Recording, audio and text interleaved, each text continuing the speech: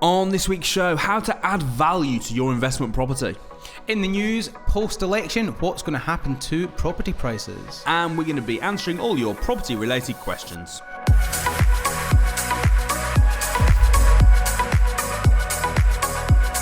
Welcome to the Property Investors Podcast. Thanks so much for tuning in. Make sure you subscribe so you never miss an upload. You can catch us on Apple Podcasts, Spotify and YouTube. Enjoy this week's show and don't forget to share it with all your friends. Hi, I'm Russell Leeds. I'm Alasdair Cunningham. And welcome to the Property Investors Podcast. It's going to be an interesting show, obviously, with just the election. Yeah. Big news. Yeah, it's gonna be. I'm quite looking at your mics. I'm not in the right place. I'm just mooning a notion. It's funny. Alasdair always moans. He tries to push his chair up as tall as he possibly can. He always moans that he's too low down. Yeah. But yeah. And you've been, this week you've been looking at properties. You told me about a deal that you were looking at yesterday, doing a lot of viewings. Yeah, I've been doing loads of viewings this week.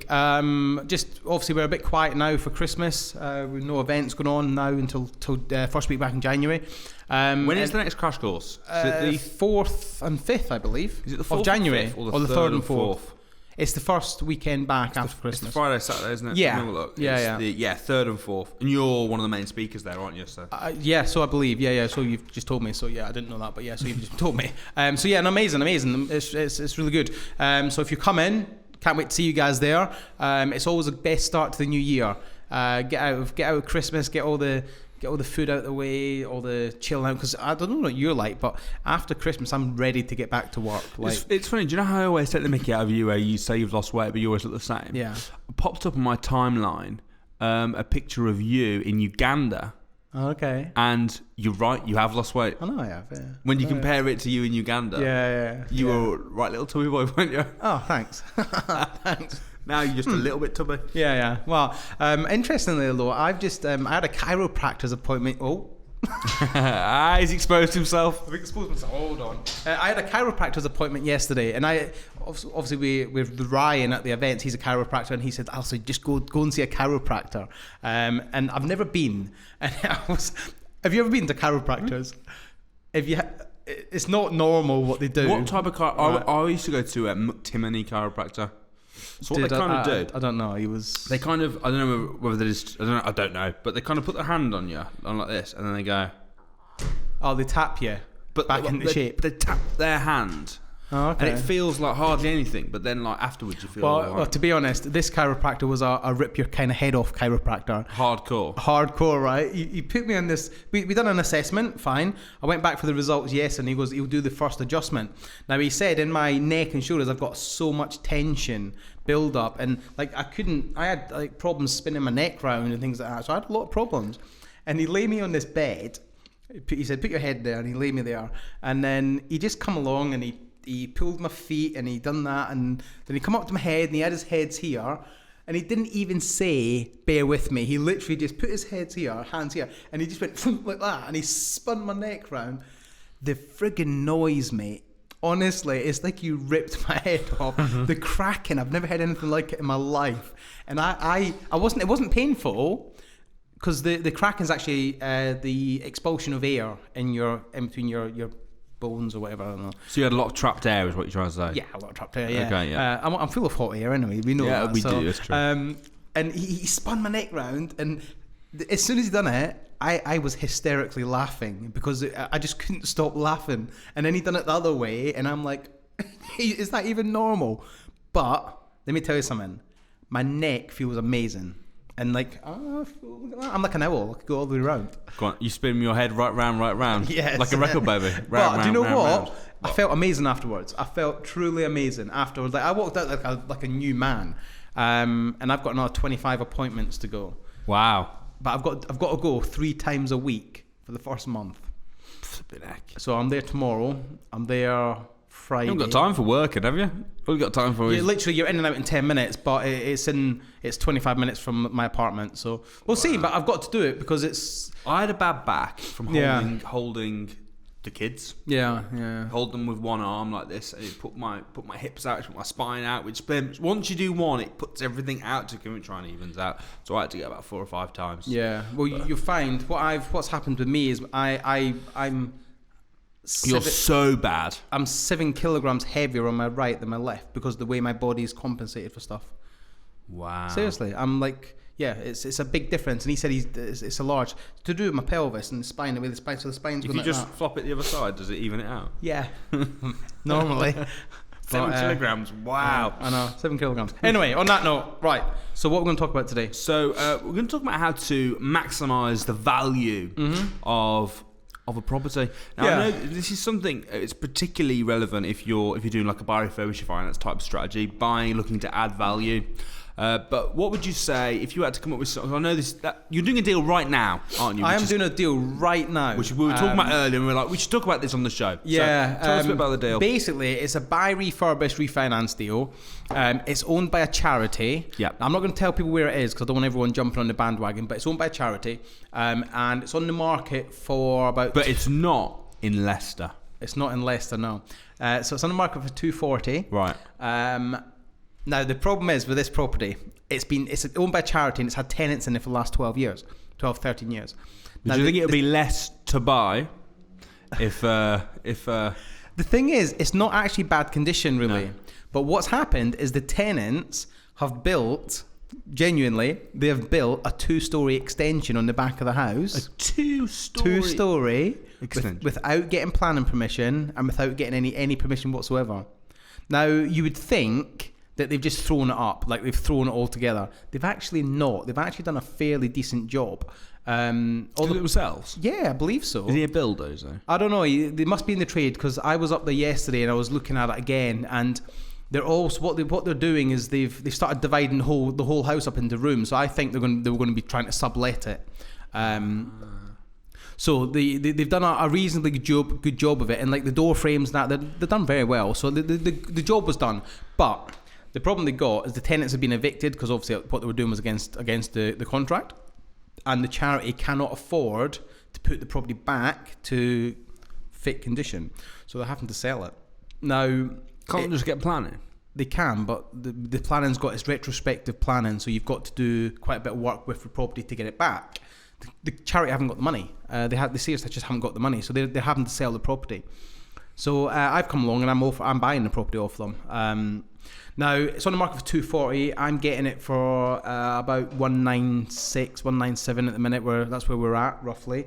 But the actual value of the property, the nearest property, which is it's on the same street but it's the other end, that sold for 340 in July.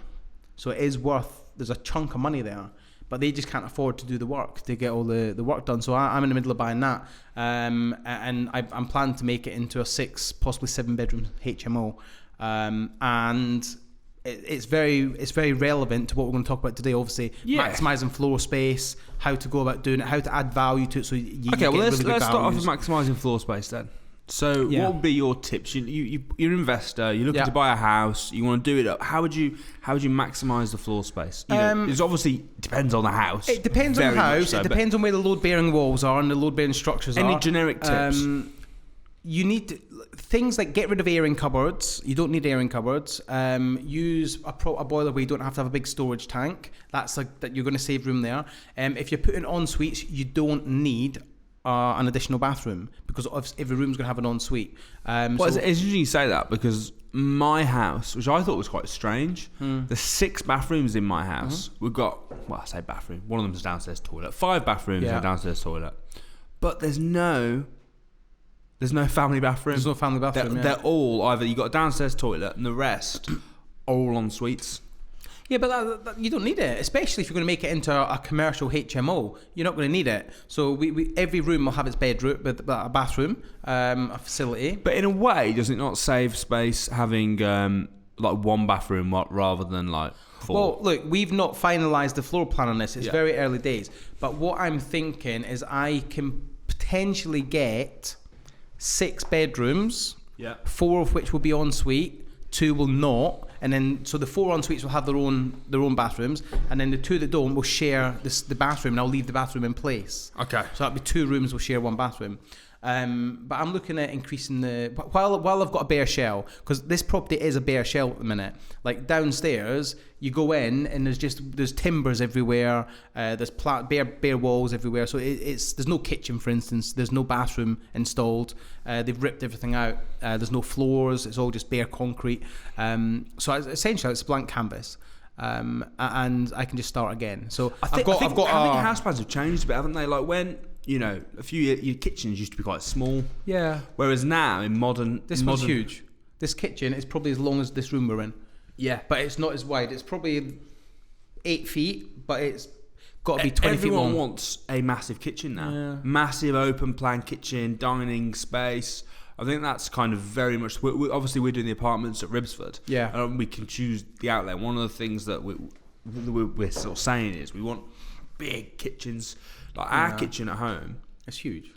You've got a big island as well, haven't you? Yeah, our kitchen's quite big. But we actually especially in the summer, you use it as an actual room. But that's a residential though. As a commercial, your HMO, you wouldn't necessarily need that. No, so it depends on what you want it for. Now this property itself is, I've got an architect and somebody helping with the drawings, so the floor plan, to maximise it, because that's what he specialises in, getting as much out of it as possible. And obviously we're hoping to get commercial valuations on it because of where it is and the multipliers in the area. So yeah, it's going to be a good little deal. We're just waiting on a few final things before we go ahead and go for the push on it. But yeah, that's it. So it's an amazing deal. Really good to maximise floor space. Another way to maximise values on properties, if you're buying if you're doing like a buy, refurbish, refinance. Yeah.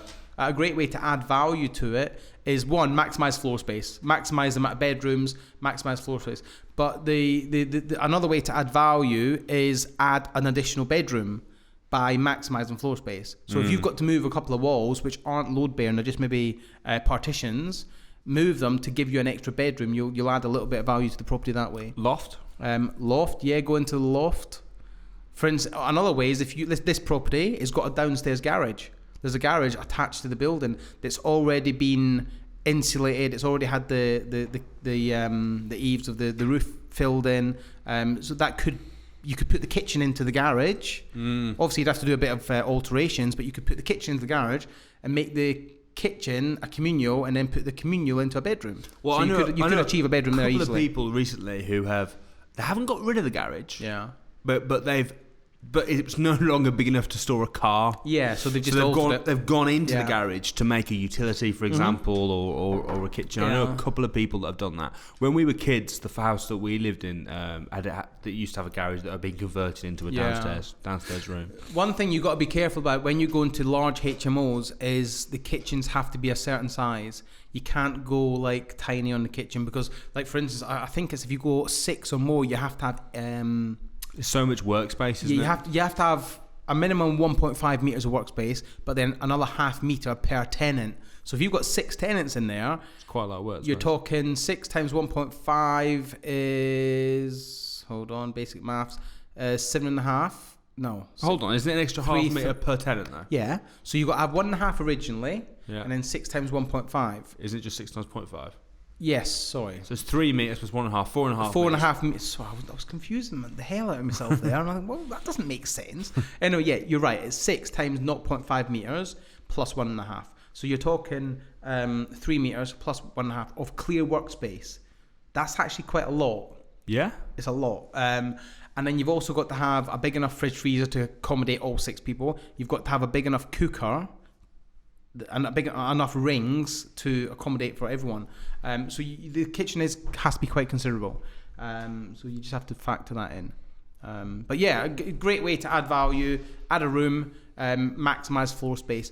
And a lot of properties, they've got so much wasted space.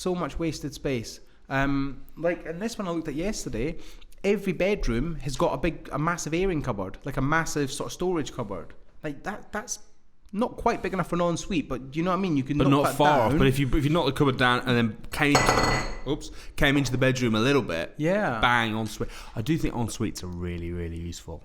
I do as well. I would hate to not, especially for a HMO, even for not a HMO.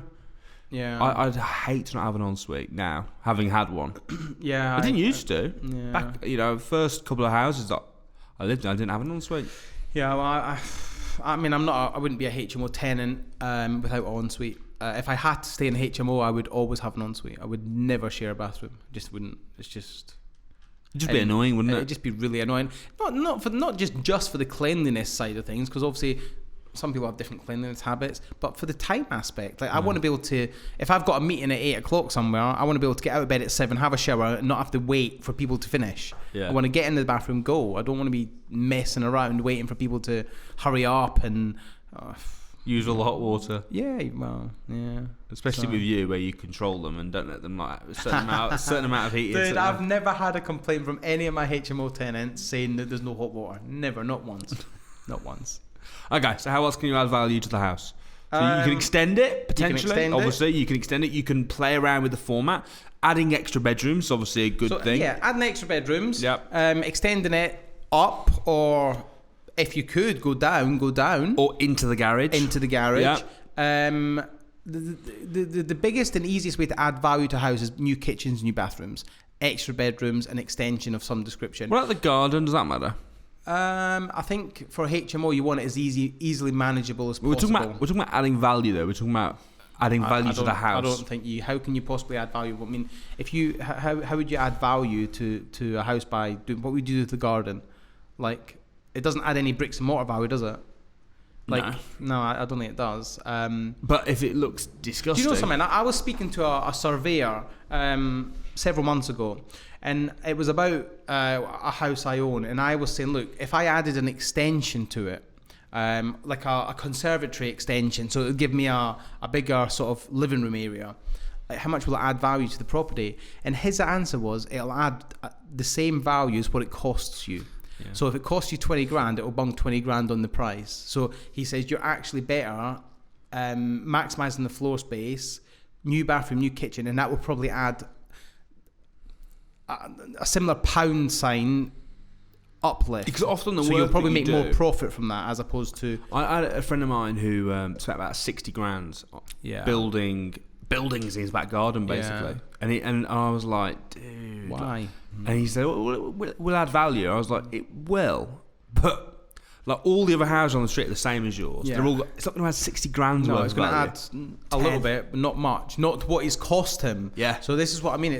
And I think whenever you even contemplate adding value to anything, pay a RIC surveyor to come out and value it and say, look, if I'd done this, how much would it be worth? And honestly, you can get them out for 300 quid. That will save you a lot of money if you just think and do this smart. Be smart about this beforehand. This is why it works adding value when they're absolutely horrible, isn't it? Yeah. Because if you just buy a normal house and do normal things to it, it doesn't really. Yeah. It just puts the value at what you spent on it. But do you know something? I see so many people, they don't want to pay for consultation. They don't want to pay for professional advice prior to doing this. They'll go ahead and do it, spend all the money, and then they'll be, oh, shit, right? What they should do is what I'm doing, the way I'm doing it. So I've got an offer secured on this property, right? The offer's secured, okay? I've sent them proof of funding. As far as because it's off the market. I've got now, how long does it take for a house to complete? A couple of months. So I'm going to delay them as much as possible. For the next couple of days, I'm going to be a bit of a nightmare for them. But I'll still give them what they need, but I'm going to be a bit of a delay tactics because I've got an architect working on the floor plan. I've got an architect working on the costings for getting the extension made compliant for planning. Now, if he comes back to me in a couple of days and says, dude, it's going to cost way too much money, I can pull out the deal. Right? But I'm prepared me getting this professional advice is probably going to cost me about 800 quid. But I'm prepared to put that into this at the beginning so I don't lose at the end. Yeah, look, but I see so best many case, people, worst case, I lose 800 quid. If I don't do it, worst case, I could lose a lot. Who knows? But my point of that was I see so many people that are so tight and they're so scared to get the correct legal advice and the correct professional advice before they'll do something. And then they have to bear the consequences. You're better off to get the correct advice first, and then you know where you're coming from. Yeah. So would you say an educated point? The sort of the two main tactics then are A, maximising the floor space. Yeah. And B, buying something that is so bad that just by making it normal adds the value up. Yeah. Do you know, when I was in this area yesterday and Friday, I went into several agents and I said, look, because I'm looking for I love buy, refurbish, refinance. That's my strategy, right? Deal source and buy, refurbish, refinance. That's all I'm after. And development, stuff like land development. That's what I'm looking for next, right? Now, anyway, this particular deal. Done a bit of HMO, rent to rent, but mainly. Yeah, but I don't want to do any more. I like rent to rent. I've got a couple myself, but it's not my thing. I like to own assets. Now, I'm not saying rent to rent doesn't work. We teach it makes good cash flow. But from my point of view, my specific strategy, deal sourcing, buy, refurbish, refinance, and then my next, I want to buy a bit of land and get some houses put on there. Right, but I went into a couple of estate agents, and now estate agents get this strategy. They get buy, refurbish, refinance. They get the whole, I'm going to buy a property, I'm going to add value to it, and then sell it on or rent it out. They get it because that's what happens. Yeah. They don't get lease options. They don't get rent to rent. You have to explain it to them. And I was like they loved me. And I went into them and I said, look, there's proof of funding. I've got the money, okay? I'm not messing around here. But I want the worst, the grottiest, the needle, drug-infested, worst, disgusting properties you've got that you cannot shift. And they were like, really? And I'm like, yes. I says, the properties that nobody will go into, you send them to me and I'll buy them. That's it. And they were like, right, we've got loads. Whenever they come in, they'll be straight in touch with me. And that was Friday I went in there. And I've already had several emails from them saying, look, we've got this one coming up. This one's we've just taken photographs of it. It's coming up. Are you interested? Now, what does that teach you? What does that tell you? You need to be proactive. And actually go and meet people. You need to get out there. You need to get into estate agents and you need to be confident about what you're doing and be prepared to take action. And remember this, property is all about relationships and people. Because if I didn't build that relationship with these estate agents, they wouldn't be bringing me deals. They're now bringing me deals. Now, I've not analysed these deals as yet. I don't even know if they work. But my point being is they're bringing deals to me. Off market. Now, and they're off market. They're not on market yet. So now I need to just analyse, make sure the numbers work and try and get a bargain secured. But that's where buy refurbished deals come from. And like the amount of value I can add to these deals is immense. One of them is literally, it's a probate. A woman that's lived there, I don't know how many years. She's passed away. Her family just want to sell it and pull the money in. She's literally smoked in the house all of her life, so everything's yellow. According to the photographs, everything's yellow. Carpet's been in there since the 80s. Gas fires in every bedroom. Kitchen's been in there for years. And it just literally, it would need decoration top to bottom, new kitchen, new bathroom, probably a new electric system, probably a new boiler. Bang, you're going to be adding a lot of value to that property. And if I can get it at the right price, it's going to be a bargain. Bang on. So on that bombshell. It's now time for this.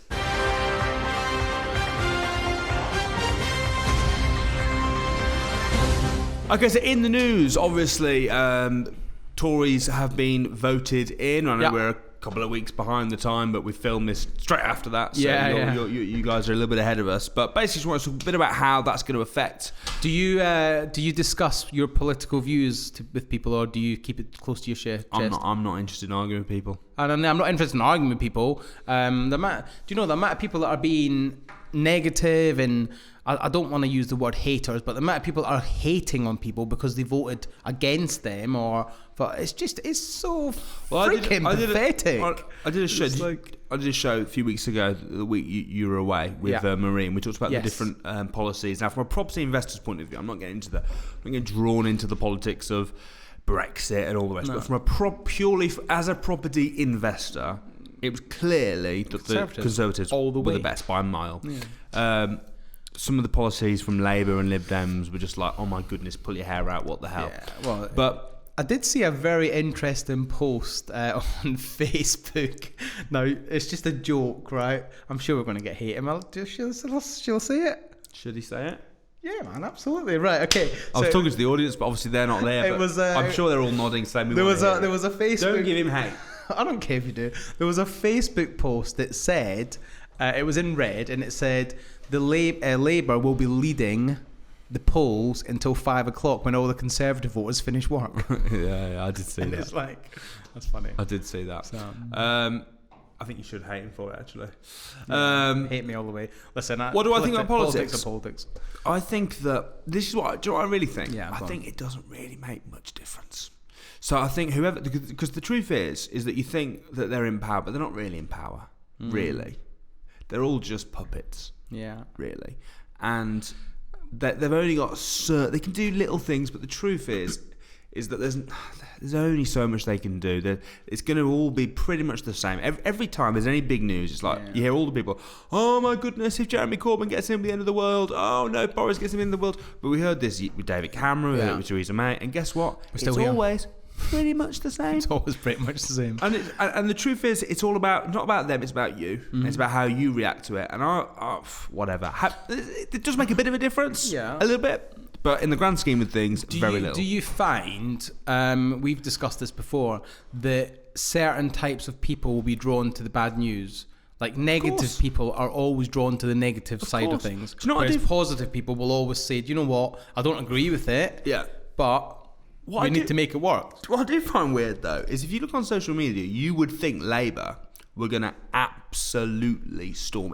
Everyone seems to be a Labour supporter on social media. I don't know whether you've noticed that. I don't pay much attention to politics. I really don't. I've always been a Conservative voter. I don't pay much attention to. I don't get drawn into political arguments because listen, I'm one person. You're one person. You ain't going to change anything. No. Right? I'm better off putting my time and energy into stuff that I can change. That affects you. Yeah, I agree. And it's like all these people marching, and I saw loads of things on Facebook about all these people marching because Boris Johnson's in power or whatever. It's like, dude, get a life.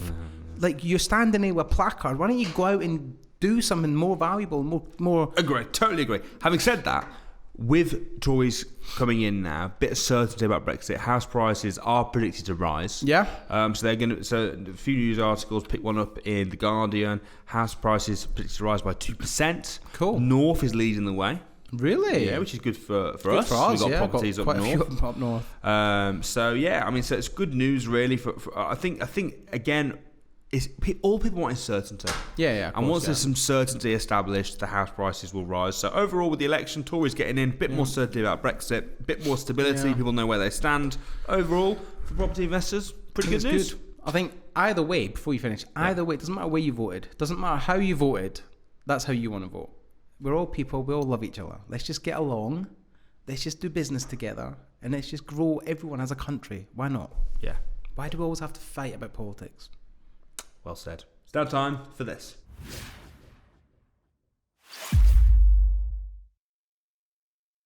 Okay, so the first question this week is from Annabelle.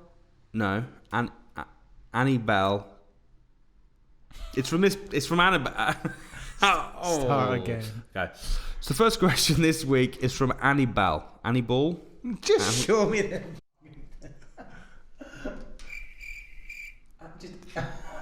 Annibal Quavado. Oh mate, we're so the first question this week is from Annibal Quavado. Hi. Firstly, many thanks for doing this broadcast weekly. I really enjoy it. My question is regarding council tax for a HMO. Who is responsible for it? The landlord, the tenants? Also, do you pay the council tax for each room or the whole property? It's a very interesting question because it varies from area to area, and it also depends very much on your local authority. Now, I know an investor in Dudley who's got a couple of 6-bedroom HMOs with en suites. She gets council taxed on each room. And she's even tried to appeal it, and she lost the appeal. So I know other people that have won the appeal. Exactly, yeah. So it's so... I don't even know where you'd find the information out. It's so up in the air. But certainly, this, you know who I'm talking about. I'm sure you do. Yeah. She's got a couple of properties, and she's getting council taxed on 12 rooms individually. And that's really crippling her profits out of that property. So generally, a HMO that includes all the bills. So as the owner or the landlord, you'd be responsible for paying that. Certainly all my HMOs, I pay the council tax, I pay all the bills. The tenants just pay a flat fee to me to rent the room for a month, and I take care of everything else. But I know investors that have it the other way around, where they pay the council tax but the tenants pay the electric. It just depends how you set it up in the first place. But typically, yeah. at a HMO, you pay the council tax, you pay the bills, and they just pay you a rate for the room that includes everything included. Yeah. Typically. Okay, cool. Hope that answers your question. Okay, this question is from Jace Baba. Hello, Jace Baba. Question: how do you think a recession would impact the serviced accommodation industry, as during a recession, the holiday industry isn't the most popular? Well, we're not service accommodation generally. We're not looking at holidaymakers. We're looking at business users. So the biggest use of service accommodation is people on business, people traveling for business, people in the area for business. So really, it might dip a little bit if business slows down, but I wouldn't be, for service accommodation, I wouldn't really be overly concerned about holidaymakers unless your property set up as a service accommodation but for holiday lets. I think it's typically in city centres it's going to be for business. I think it's the same as anything, isn't it? It's like in a recession, everything takes a hit to a point. So I'm sure it's not going to. But you're right. Businesses take a hit. With everything, your business has to be fluid. It has to be able to move with the times. So if there's a recession, you alter your prices. You should have enough cushion. What we mean by cushion is enough sort of profit margin in your deals, so that if occupancy goes down by 5% or 10%, you're still able to cope. That's why at the rent-to-rent revolution, we teach people that if it doesn't break even at 50% occupancy, then don't do it on a rent-to-rent model. The other thing we teach is a good exit strategy. Yes. So particularly, obviously, rent-to-rent, your exit strategy is that you know, depending on the contract you have, you pull out the deal. You should have clauses in place where you can get out of it. Yeah. But more importantly, if you're buying it to do it as a service accommodation, it needs to stack as a single let. Yes, 100%. So if suddenly because that's never gonna. People are never gonna be like, oh, I'm broke, I can't afford to live. Well, you have to. Can't afford a house. So they might drop, but everyone's gonna need it. Somebody needs to live. So with property, the good thing is that if you've got an asset, people are always gonna want to live in it. So I hope that answers your question. Yeah. Guys, thanks so much for tuning in this week. We're back next Saturday at 7 p.m. Please do check us out on Spotify, Apple Podcasts, our YouTube channel, Property Investors Podcast. And don't forget to tune in next Saturday at 7 p.m. Catch you later, guys.